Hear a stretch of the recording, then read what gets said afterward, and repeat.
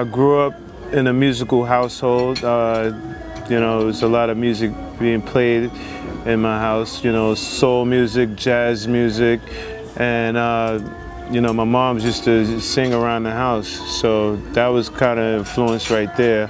And you know, I grew up in the Bronx, so my first love for music was hip hop, which got me into DJing. And you know, I was just amazed, you know, just about music, you know, and listening to, you know, all the different rhythms and sounds and stuff, and where all the, you know, different genres of music was coming from as well. A drummer friend who lived next door to me, who had a band, and you know, he just thought it was cool for me to come out and, you know, come and play and rehearse with his band. So I didn't think nothing of it, you know. DJing was, you know, for me it was just a hobby. It was something I loved doing. And just one thing led to the next, and I started practicing and rehearsing with the band, and yeah, you know, just went from there. My first club jam was in New York City. I played at a club called the Knitting Factory. It was a jazz club, and at that time, you know, they didn't have DJs jamming with musicians.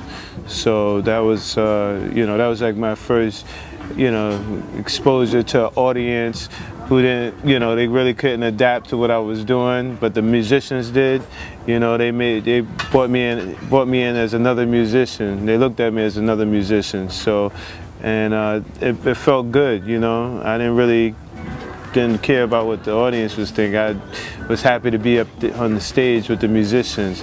And then just from that, my first travel was to Europe. My big show was to Europe, and it was to Amsterdam. And I did a jazz festival in Amsterdam.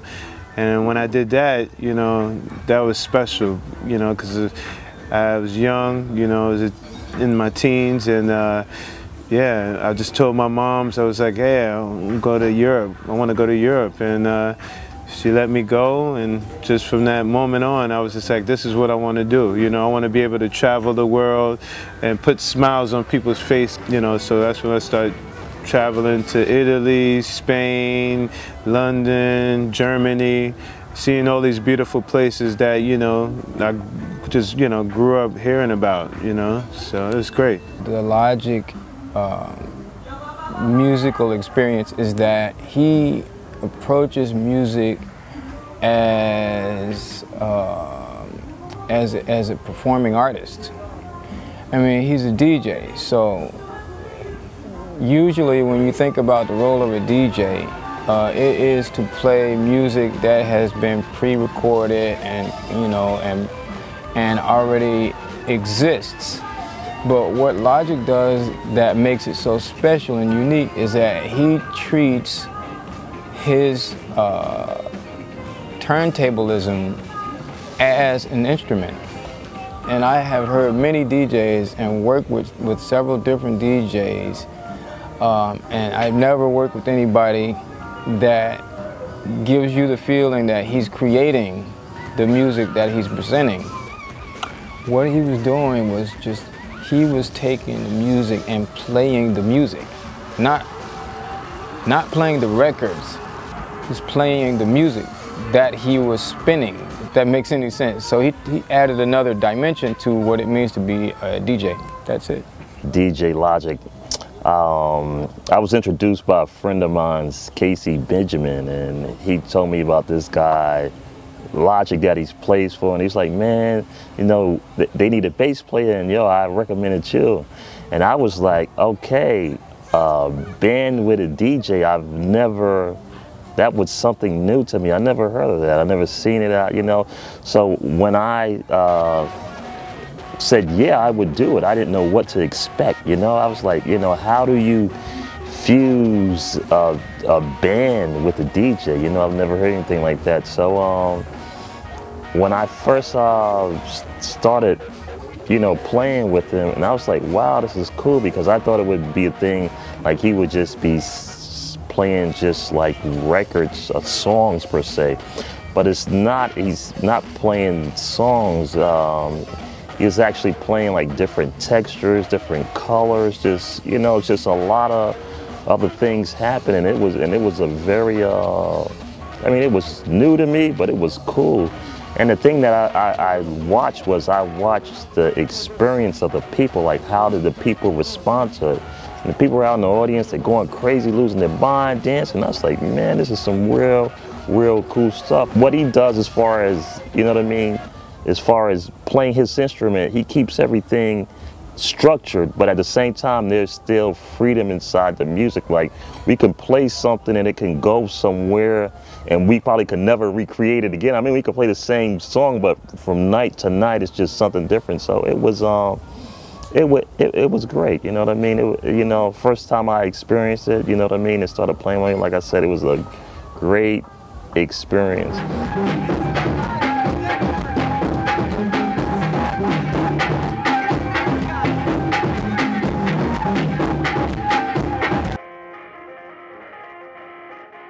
I was basically part of a whole downtown scene of wonderful musicians, musically, and I did a show at what was it, CBGB's in New York, and I met one of the members, Billy Martin, and we just talked about doing something in the future, and then they were doing like a residency at the Knitting Factory.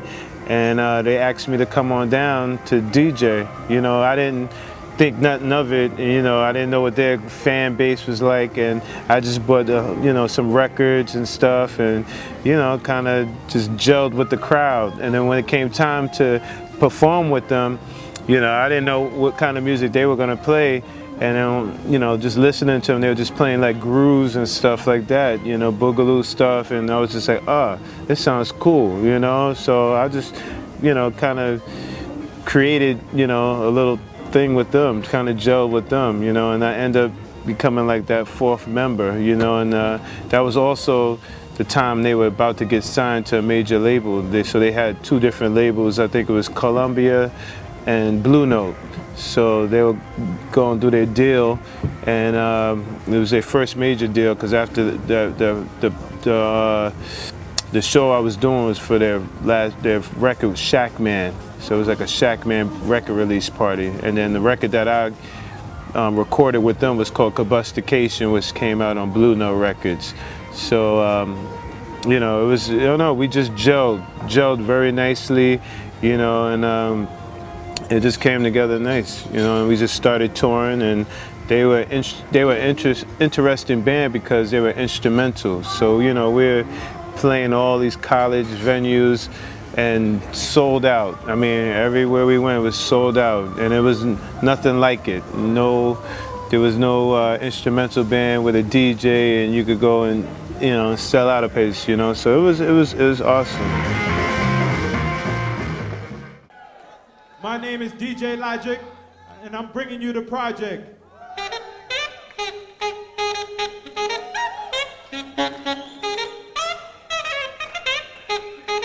Touring with the band, my band, Project Logic, and we, you know, had our first European tour, and Lamont was there, and yeah, we also had Vernon Reid out with us as a special guest, and we were playing, you know, I think it was at Montreux, you know, and yeah, that was a special moment, you know. It just felt good, because just having my boys up there and everybody smiling and, you know, having a good time, you know, and that right there was special to me.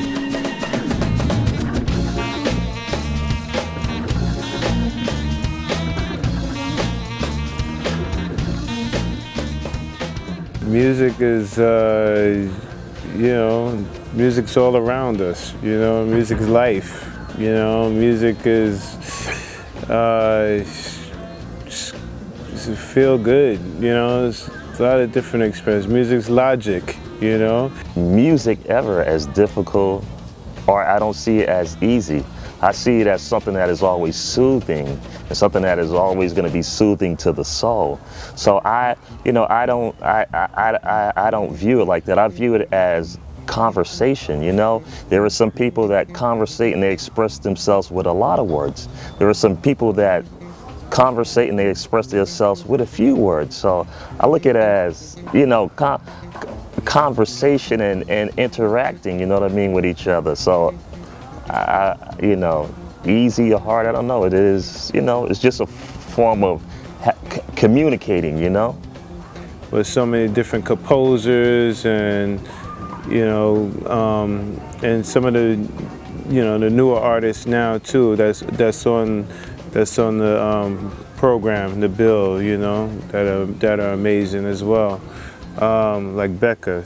Becca's a wonderful musician, and just to be able to play with him at the jam sessions and stuff like that, that's awesome. You know, he's definitely changed from the first time, you know, saw him and heard him, and, you know, he's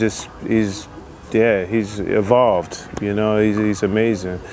I would love to play with any wonderful artist, you know, that's open and, you know, wanting to play with me, you know. Just, I mean, I love music, so I love all genres of music, you know. So like today, meeting Sergio Mendes, that right there was special, you know. I've, you know, grew up listening to his stuff, and I have all his records, and to have him want to do something with me, that's an honor, you know. That's just special, you know, and to be able to collaborate with just, you know, wonderful musicians that are just open-minded and trying to do something new and different, and, you know, that's what I'm all about, you know, having fun and being able to just create something beautiful. The first time I came here, I didn't know what to expect, and you know, the promoters, the staff, everyone was great, you know, and I heard so much about Georgia, and I know they went through some hard times and stuff, so I was looking forward to seeing what the change and everything was going to be like, and you know, I fell in love with the place, fell in love with Georgia, fell in love with the Georgian people. You know, everybody was very nice, everyone, they loved music, you know, and it was a pleasure to be here performing, you know, for this second year, you know, so I'm, you know, very, very happy to be here.